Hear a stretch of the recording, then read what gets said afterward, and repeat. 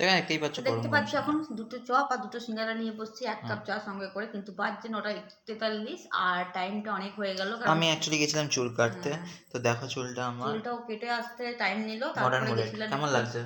দারুণ, তোর মতোই লাগে তোকে। আমার মতন আমি তো, সেটা তো হবেই। একদম ওকে ওর মতোই লাগে।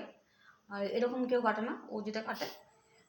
আমার বাড়িতে বিচিত্র রকম মানুষজন বাস করে, মানে আমি একদিন ছিল, সে চলে গেছে, এখন এ আছে, মানে বিভিন্ন রকমের আকার চুল কাটে।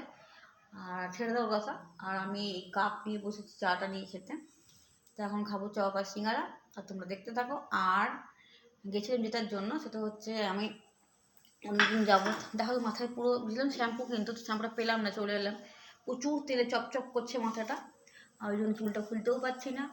আর গেছিলাম একটা কাট করতে। আর তো আর কি যেন, আপাতত আর কিছু না, তো আপাতত থ্রেডিং করে এলাম এখানেই, হ্যাঁ। অনেকদিন।